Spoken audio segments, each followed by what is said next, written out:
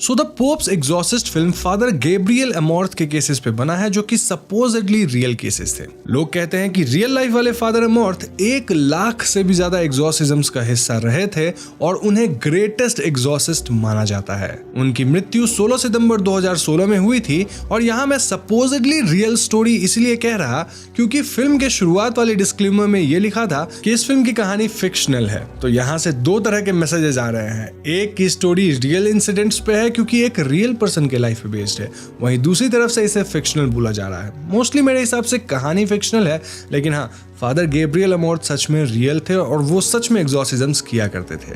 खैर, the pope Exorcist film father के coat से शुरू होती है, जो कि कुछ ऐसा था: When we jeer at the devil and tell ourselves that he does not exist, that is when he is the happiest. यानी कि जब हम डेविल के होने को नकार देते हैं, तब डेविल बहुत खुश होता है। अब फिल्म की कहानी 4 जून 1987 में शुरू होती है, जहां ट्रोपिया, इटली में एक लड़का पजेस हो गया था। उसे देखने फादर गैब्रियल अमॉर्थ आते हैं और फादर इस पजेस लड़के से बात करते हैं, जो कि सरप्राइजिंगली इंग्लिश बोल रहा था, जबकि उसने फॉर्मली कभी इंग्लिश सीखा ही नहीं था। वो लड़का कहता है कि वो सेटन है, लेकिन फादर उसे दुत्कारते हुए कहते हैं कि तुम शैतान हो ही नहीं सकते। अगर शैतान हो तो यहाँ पास वाले पिग यानी सुअर को पजेस करके दिखाओ। अब शैतान खुद को प्रूव करने के लिए पिग को जैसे ही पजेस करता है, फादर पिग को मरवा देते हैं और इस तरह से उस लड़के के अंदर से शैतान बाहर निकल जाता है। अब 2 जुलाई को फादर गैब्रियल को रोम बुलाया जाता है इसी केस के रिगार्डिंग बातचीत करने के लिए। वहां council of bishops father Gabriel को ब्लेम करते हैं कि वो बिना उनके परमिशन के एग्जॉर्सिज्म परफॉर्म किए। इस पे फादर गैब्रियल कहते हैं कि वो लड़का पजेस था ही नहीं, बल्कि वो एक साइकोलॉजिकल इशू था। उन्होंने बस चालाकी से उसके दिमागी इशू को ठीक किया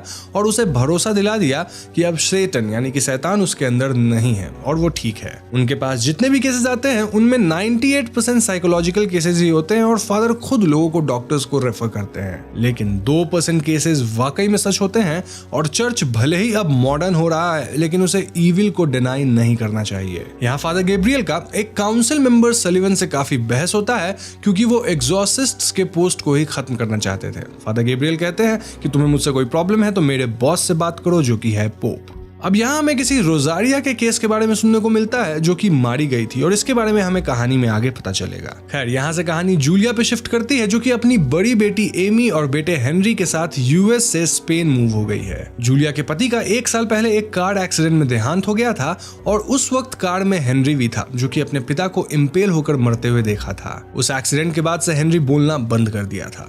अब क्योंकि इनके परिवार में स्टेबल इनकम नहीं था, इसीलिए ये लोग अपने पति के यूरोप वाले घर को कंस्ट्रक्ट करके उसे अच्छे दाम पे बेच डालने के इरादे से यहाँ आए थे। अब एमी इस मूव से बिल्कुल भी खुश नहीं थी और वो थोड़ी बिगड़ी हुई टीनेज लड़की थी। घर के कंस्ट्रक्शन का काम कार्लोस देख रहा था और यहाँ एक लोकल प्रीस्ट एस्क्यूबेल भी इन्हें ब्लेस करने आते हैं। तो घर को एक्सप्लोर करते हुए एमी नीचे जाती है, जहाँ उसे एक वॉल में होल दिखता है जिसके पीछे सील ऑफ वैटिकन का सिंबल था। अचानक से वो थोड़ा क्रैक होने लगता है, जिसे देख एमी भाग जाती है। थोड़ी देर बाद वर्कर्स को भी ये जगह दिखती है और जैसे ही वो फ्लेयर्स जलाते हैं फॉर इंस्पेक्शन, इस जगह पे एक ब्लास्ट हो जाता है। दरअसल इस एरिया में सल्फर वगैरह का गैस डिपॉजिट था, जिससे ये ब्लास्ट हुआ और इसमें कई लोग जख्मी हो गए थे। कार्लोस अपने आदमी को यहाँ से लेकर निकल लेता है और अब वो यहाँ काम करना नहीं चाहता था। अब जिस मोमेंट पे ये ब्लास्ट हुआ, उसी वक्त हम हेनरी को काइंड ऑफ पजेस्ड होते देखते हैं, मानो कोई ईविल फोर्स आजाद हो गया हो।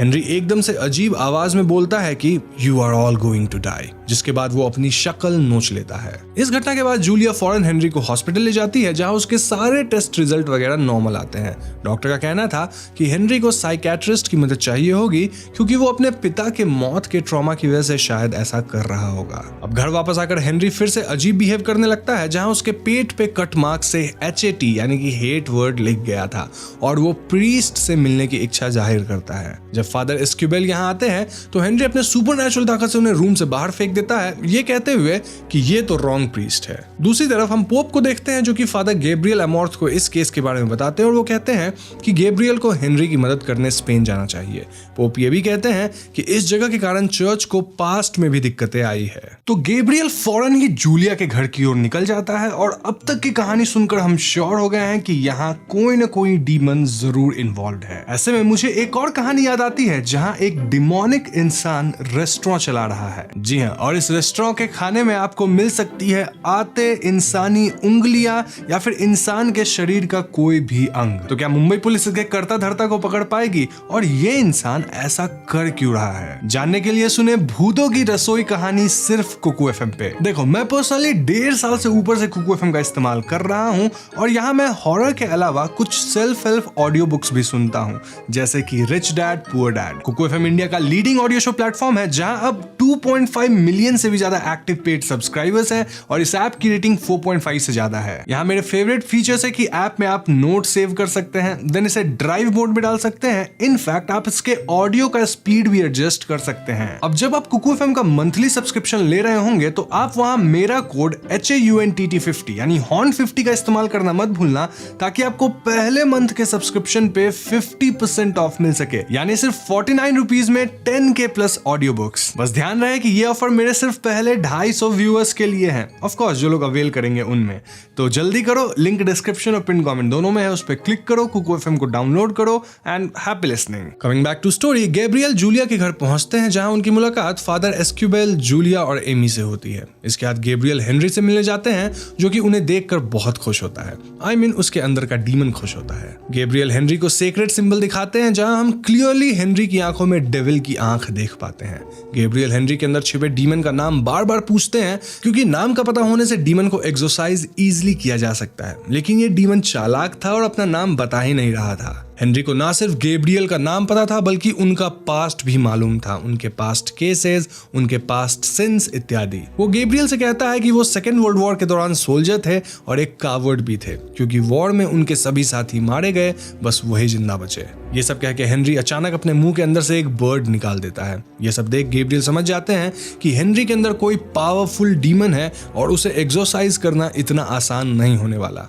वो कमरे से बाहर आकर सबको पोजेशन की बात बताते हैं और वो ये भी कहते हैं कि हेनरी ही इसीलिए पोजेस हुआ क्योंकि किसी का ट्रॉमा डेविल के लिए गेटवे होता है, और हेनरी के लाइफ में तो उसके पिता उसके सामने ही मरे थे, इससे बड़ा ट्रॉमा और क्या होगा। तो इसके बाद एज यूजुअल घर में असाधारण गतिविधियां शुरू हो जाती है, लाइक क्रॉस उल्टा होना, इधर उधर से आवाजें आना इत्यादि। डेविल यहाँ बेसिकली सभी को डराने की कोशिश कर रहा था। इनफैक्ट वो एमी को उसके डैड की आवाज में कॉल करके कहता है कि सब लोग मरने वाले हैं। इस पॉइंट पे गैब्रियल कहते हैं कि ये डेविल किसी के भी सिंस को सूंघ लेता है और उस पे काफी फीड करता है। तो ऐसे में फादर एस्क्यूबेल को अपने सिंस को कन्फेस कर लेना चाहिए ताकि डेविल इसका इस्तेमाल उनके खिलाफ ना करे। एस्क्यूबेल सिंस को कन्फेस करते हैं, जिसके बाद गैब्रियल कहते हैं कि एक्सॉर्सिज्म के दौरान उनका काम बस प्रे करने का है, वो किसी भी हाल में हेनरी के अंदर बैठे डीमन से बात नहीं करेंगे। तो ये दोनों एक्सॉर्सिज्म शुरू करते हैं और डीमन तुरंत ही दोनों प्रीस्ट के सिंस को उनके सामने लाना शुरू करता है। जैसे गैब्रियल से डेविल कहता है कि उन्होंने रोजारिया वाले केस में रोजारिया को मरने दिया, वहीं वो एस्क्यूबेल से कहता है कि कैसे प्रीस्ट बनने के बाद भी वो एडिला नामक लड़की के प्यार में है। ये सब सुन एस्क्यूबेल गुस्सा होते हैं और हेनरी पे अटैक कर देते हैं। गैब्रियल एस्क्यूबेल को संभालते हैं और कुछ देर के लिए एक्सॉर्सिज्म बंद करते हैं। यहाँ हेनरी गैब्रियल से कहता है कि यू हैव टेकन द बेट, यानी तुम मेरी जाल में फंस गए। तो इसके बाद हमें दोनों फादर के सिंस के बारे में पता चलता है। दरअसल एस्क्यूबेल एडेला नामक लड़की को चाहते थे और एडेला चाहती थी कि एस्क्यूबेल प्रीस्ट ना बने, यानी उसके साथ रहे और ये प्रीस्टहुड वाली लाइफ छोड़ दे। लेकिन अंततः एस्क्यूबेल अपने प्यार की कुर्बानी दिए ताकि वो गॉड की सेवा करने के लिए प्रीस्ट बन सके। इस बात से शायद एस्क्यूबेल आज तक परेशान होते थे और उन्हें एडेला की आज तक याद आती थी और डेविल यही उनके खिलाफ यूज कर रहा था। वहीं गैब्रियल बताते हैं कि 1942 के दौरान वर्ल्ड वॉर 2 में वो भी सोल्जर थे, जहां उनके अराउंड के सारे सोल्जर्स मारे गए और वो बच गए। उन्हें ये गॉड का मैसेज लगा और उसके बाद ही वो प्रीस्ट बने। लेकिन उनके पास एक रोजारिया नामक लड़की का केस आया जो कि पोजेस थी। ऑल्दो प्रीस्ट को लग रहा था कि ये पोजेशन नहीं बल्कि साइकोलॉजिकल प्रॉब्लम है, इसीलिए वो ये केस डॉक्टर्स को हैंडल करने दे दिए। यही सब के चक्कर में रोजारिया एक दिन ऊंचाई से कूदकर मर गई, जिसके बाद गैब्रियल को यकीन हुआ कि वो वाकई में पोजेस थी, यानी कि वो रोजारिया की मदद कर सकते थे लेकिन वो मदद नहीं कर पाए और यही बात उन्हें अंदर से खाती है। दोनों फादर्स एक दूसरे को ब्लेस करके उनके सिंस को माफ करते हैं ताकि वो इस डीमन को एकजुट होकर फेस कर सके। तो इस सब के बाद हेनरी फादर एस्क्यूबेल को हेल्प मी कह के अंदर ल्योर करता है और फिर अपने मुंह से उनका कान काट लेता है। इतना ही नहीं, वो जूलिया और एमी पे भी अटैक करता है, जिन्हें दोनों फादर्स मिलकर बचाते हैं। दोनों फादर्स जूलिया और एमी को फौरन घर के चैपल में भेज देते हैं और फिर दोनों मिलकर तहकीकात शुरू करते हैं। गैब्रियल पाते हैं कि घर के गार्डन में एक कुआं था जिसके ऊपर सील ऑफ वैटिकन था। वो सील को हटाते हैं और हम देख पाते हैं कि कुएं के अंदर ढेर सारे स्कल्स थे। जी हाँ, गैब्रियल कहते हैं कि ये सब स्पेनिश इंक्विजिशन के टाइम के विक्टिम्स हैं, और जिन्हें स्पेनिश इंक्विजिशन के बारे में नहीं पता उन्हें मैं एकदम शॉर्ट में बता देता हूँ कि उस वक्त मोनार्की के कारण कई लोगों पे काफी अत्याचार हुआ था और उन्हें मार दिया गया था। खैर, इसके बाद दोनों फादर घर के नीचे वाले हिस्से में जाते हैं जहां उन्हें वही होल वाला वॉल मिलता है। गैब्रियल इस वॉल को तोड़ते हैं जिसके पीछे अगेन वेटिकन सील वाला डोर था। ये दोनों डोर को भी तोड़ते हैं जिसके अंदर हम बड़ा सा कैटाकोम्ब देख पाते हैं। यहाँ कई पुरानी डेड बॉडीज थी और एक डेड बॉडी पिंजरे के अंदर थी। ऐसा लग रहा था कि इन डेड बॉडीज को इसी कैटाकोम्ब में छोड़ दिया गया हो। पिंजरे वाली लाश कार्डिनल प्रोटेक्टर की थी और गैब्रियल बताते हैं कि केज इंसान को कैद करने के लिए नहीं बल्कि खुद को बचाने के लिए था डेविल से ड्यूरिंग एग्जॉर्सिज्म। इस केज वाली लाश के हाथ में रिंग ऑफ कार्डिनल प्रोटेक्टर था और इन्हें यहाँ आगे एक और डोर मिलता है जो कि लॉक्ड था। इस डोर का की कार्डिनल प्रोटेक्टर की लाश के अंदर था जिसे गैब्रियल निकालते हैं और डोर ओपन किया जाता है। आगे सल्फर की बदबू बढ़ती जाती है और कुछ दूर चलने पे इन्हें द फ्रायर दी ओहादा की लाश मिलती है जिन्हें हिस्ट्री का ग्रेटेस्ट एग्जॉर्सिस्ट माना जाता है। 1475 के दौरान इस जगह पे एक एग्जॉर्सिज्म परफॉर्म किया गया था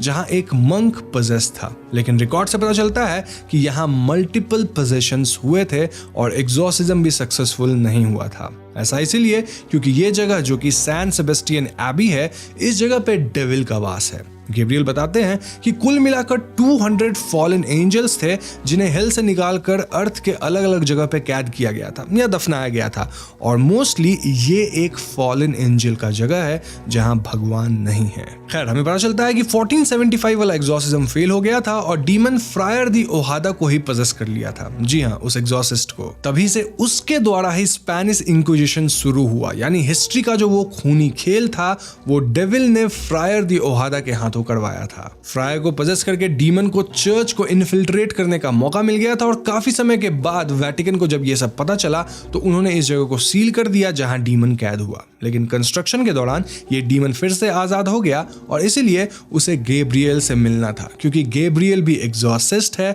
और डीमन का एम है एंड में उसे ही पजेस करने का ताकि वो एक बार फिर से चर्च को इन्फिल्ट्रेट कर सके, साथ ही दुनिया भर में गलत काम कर सके। हेनरी को पजेस करना तो बस एक रास्ता है, मंजिल तो गैब्रियल है। यही वजह है कि डीमन कहा था कि तुम मेरे जाल में फंस गए, क्योंकि उसे चाहिए गैब्रियल था। अब गैब्रियल और एस्क्यूबेल को यहाँ फ्रायर दी ओहादा का जर्नल भी मिलता है जिसमें काफी कुछ लिखा हुआ था। उन्हें पता चलता है कि अर्थ पे 200 फॉलन एंजल्स दफनाए हुए हैं और उन जगहों पे गॉड नहीं है, और इस जगह पे जो फॉलन एंजल है वो है किंग ऑफ हेल एस्मोडियस। जी हाँ दोस्तों, इस डीमन का नाम एस्मोडियस था और जैसे ही दोनों प्रीस्ट को ये बात पता चलती है हम देख पाते हैं कि हेनरी थोड़ा विचलित होने लग गया था।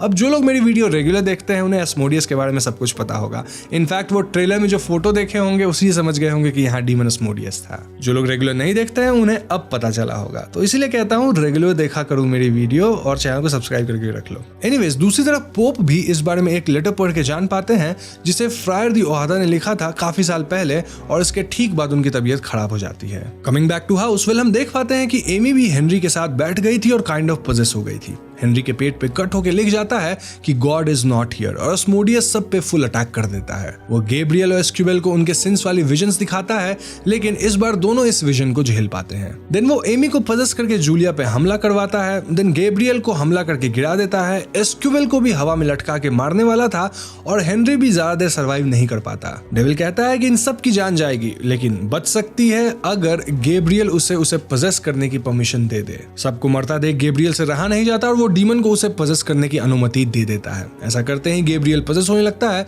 और बाकी सब एकदम ठीक हो जाते हैं। एस्क्यूबेल फौरन बाकियों को कार में बिठाकर यहाँ से भगा देता है, लेकिन खुद गैब्रियल की मदद करने वापस आता है। अब गैब्रियल को पता था कि डीमन उसे बुरे काम करवाएगा क्योंकि वो चर्च का मेंबर है, यानी चर्च को इन्फिल्ट्रेट करेगा, एंड देन पता नहीं क्या क्या उसकी हाथों हो जाएगा। इसीलिए वो खुद को लटका कर मारने की सोचता है, लेकिन एस्मोडियस उसे ऐसा करने ही नहीं दे रहा था। बेसिकली एस्मोडियस गैब्रियल को मरने नहीं दे रहा था। गैब्रियल खून की उल्टी वगैरह करके वही कैटाकॉम्ब तक जाता है ताकि वो खुद को जला सके, लेकिन डेविल उसे ऐसा करने नहीं देता। गैब्रियल को वहां मेरी दिखती है, लेकिन ये भी एस्मोडियस का एक चाल था जहां मेरी एकदम से रोजारिया में तब्दील होकर उस पर अटैक कर देती है। तभी वहां एस्क्यूबेल आता है और वो क्रॉस की मदद से लैटिन प्रेयर शुरू करता है। गैब्रियल फिलहाल काफी हद तक पजेस हो गया था और वो फ्रायर के चेयर पे उसकी तरह ही बैठा हुआ था। तभी एस्क्यूबेल पे अडेला अटैक करती है, लेकिन वो इस विजन को क्रॉस की मदद से तोड़ पाता है। देन वो ये क्रॉस गैब्रियल तक पास करता है और गैब्रियल भी इस क्रॉस से रोजारिया वाले विजन को तोड़ छोड़ पाते हैं। फिर दोनों प्रीस्ट मिलकर लैटिन में प्रे करते हैं और काफी पावरफुल एग्जॉर्सिज्म चांट्स करते हैं। इस कंबाइंड पावर के सामने अस्मोडियस ज्यादा देर टिक नहीं पाता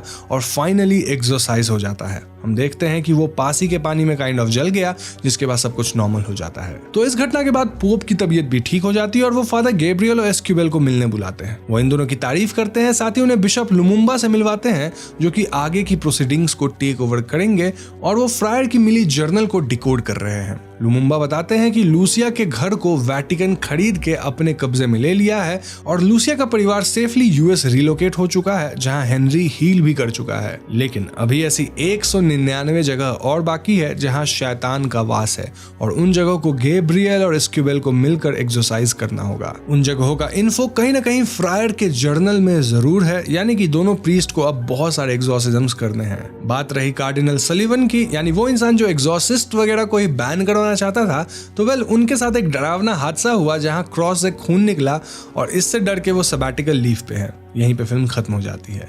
फिल्म के एंड में हमें एक्चुअल फादर गैब्रियल एमोर्थ के बारे में बताया जाता है, जो कि रियलिटी में 1 लाख से ऊपर एक्सोर्सिज्म्स का हिस्सा रहे हैं। मोरओवर, अगर ये फिल्म चलती है, जो कि फर्स्ट डे देखकर लग रहा है कि पक्का चलेगी, तो इसका अगला पार्ट भी जरूर आएगा जहां हमें और भी एक्सोर्सिज्म्स इससे खतरनाक वाले देखने को मिलेंगे। वैसे मैं सोच रहा था कि फादर गैब्रियल के कुछ रियल केसेस को आप तक लाऊं, लेकिन इस वीडियो में नहीं।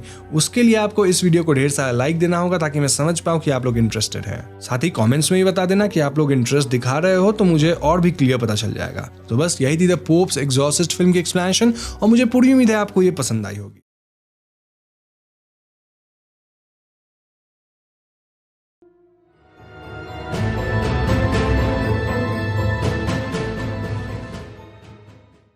तो फिल्म के शुरुआत में हम 3 यंग लोगों से इंट्रोड्यूस होते हैं जिनका नाम है जेसिका, कैलेब और टेरेसा। ये तीनों लेक साइड केबिन में वेकेशन मनाने आए हैं, लेकिन यहाँ जेसिका की तबीयत कुछ ठीक नहीं लग रही। टेरेसा जेसिका को चेक करने जाती है जहाँ जेसिका सो रही होती है और हम यहाँ टेरेसा को विदरिंग हाइट्स नामक बुक पढ़ते देखते हैं। मैं आपको बता दूं कि ये किताब एक्चुअल में एग्जिस्ट करती है, जिसे 1847 में एमिली ब्रॉन्ट लिखी थी और इसे one of the greatest novel माना जाता है। हालांकि इस नोवेल के लेके कंट्रोवर्सीज भी काफी सारे हैं, इस पे कभी और चर्चा करेंगे। खैर, अचानक से जेसिका उठ जाती है और वो अजीब से वॉइस में किताब की लाइंस रिपीट करने लगती है।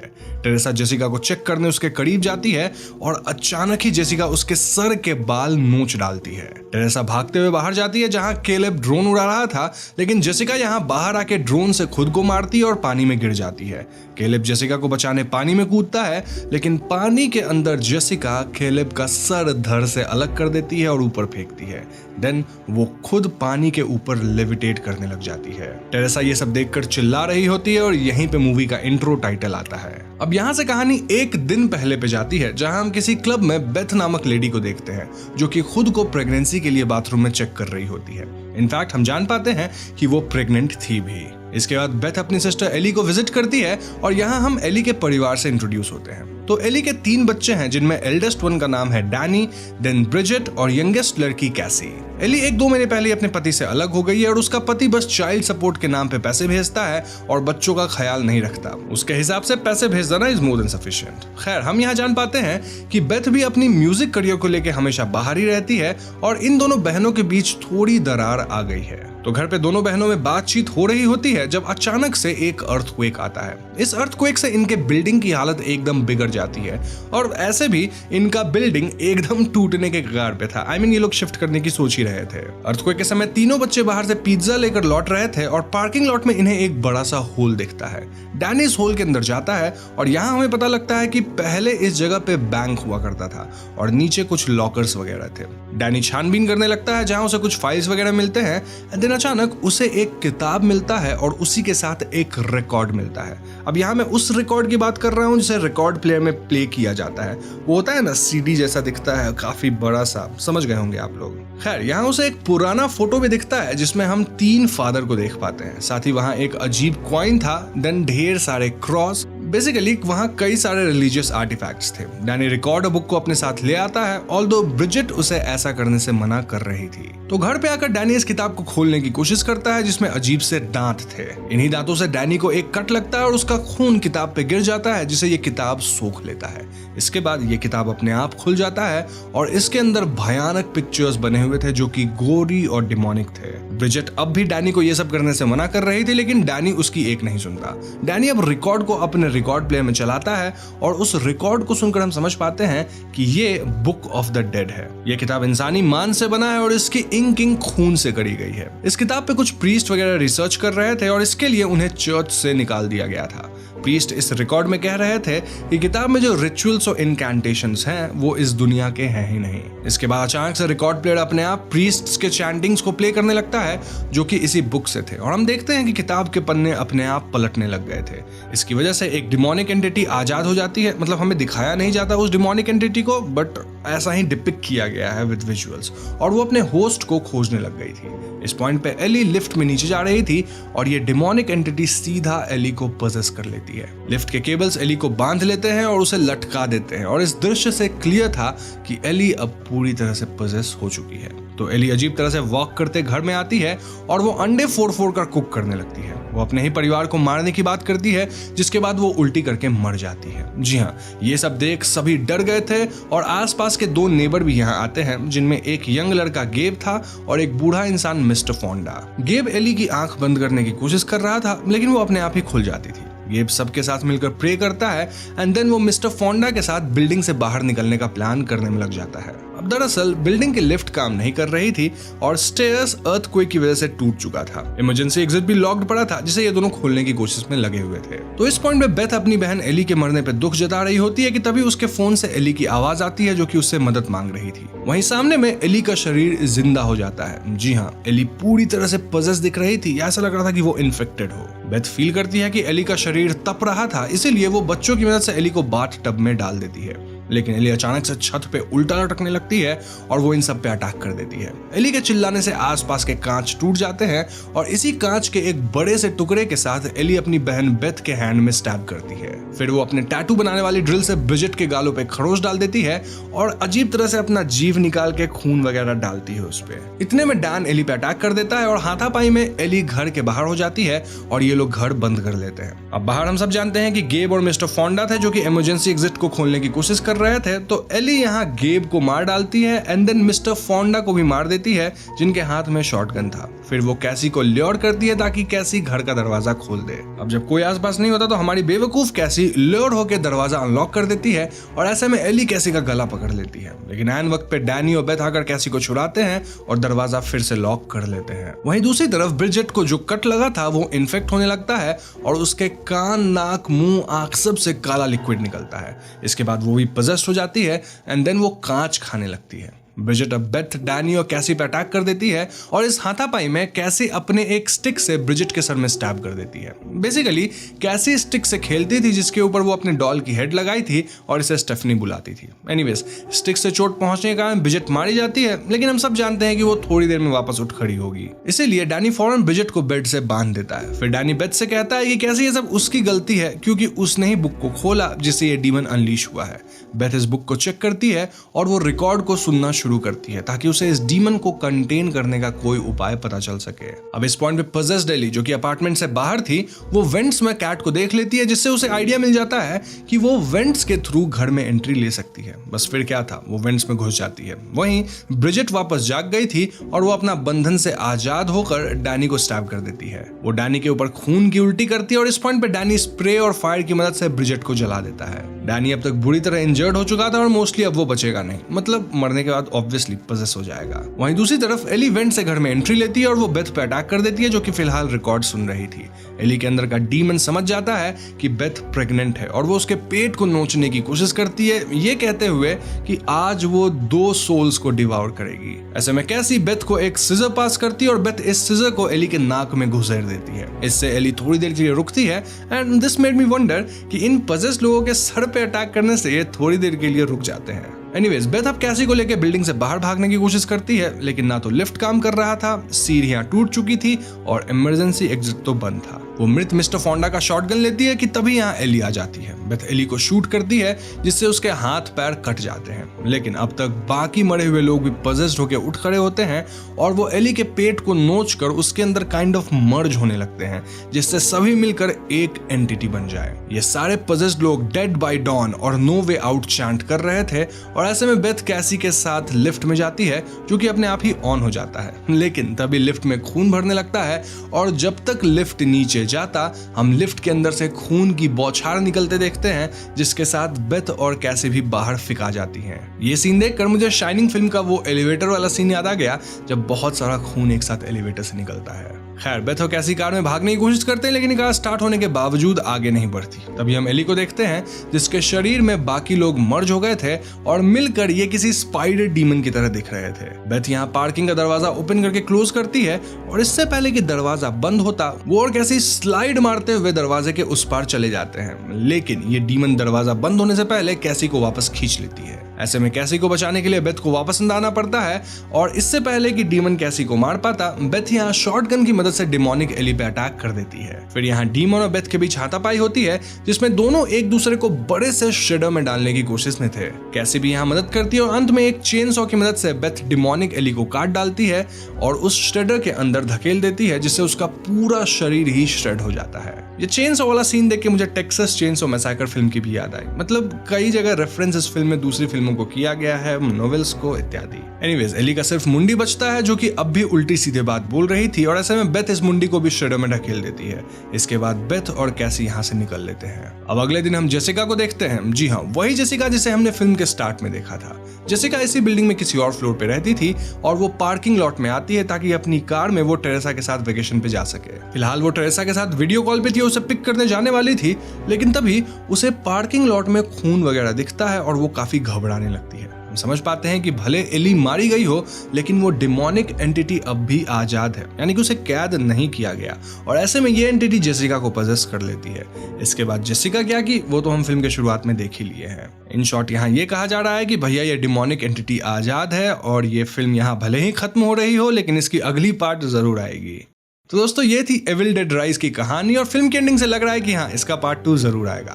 मैं जरूर इसलिए कह रहा हूँ क्योंकि मेरे हिसाब से ये फिल्म अच्छा खासा कमाने वाली है, क्योंकि इस फिल्म में हॉरर और गोरी एलिमेंट्स जबरदस्त है। आप देख ही सकते हैं कि फिल्म की कहानी कितनी ज्यादा सिंपल सी थी, लेकिन इसका एग्जीक्यूशन लाजवाब है। सो आई विल से अगेन कि अगर आप हॉरर फैन हैं तो इस फिल्म को थिएटर में जाकर जरूर एंजॉय कीजिए। लेकिन हाँ, ये फिल्म 18+ है, तो अगर आप 18 से कम के हैं तो एक्सप्लेनेशन देख के ही काम चलाना पड़ेगा। अब जहां तक बात है फिल्म में दिखाई गई किताब की, तो वेल उस पर मैं एक अलग से वीडियो बनाऊंगा। उस वीडियो में मैं इस डिमोनिक एंटिटी की डिटेल्स दूंगा, बुक की ओरिजिन के बारे में बताऊंगा और इनफैक्ट पूरे इविल डेड सीरीज के फिल्म्स को एक ही वीडियो में आप तक लेकर आऊंगा। काफी लंबी चौड़ी वीडियो होगी वो। तो अगर आपको वो वाली वीडियो चाहिए तो इस वीडियो पे कम से कम 30 के लाइक्स होने चाहिए।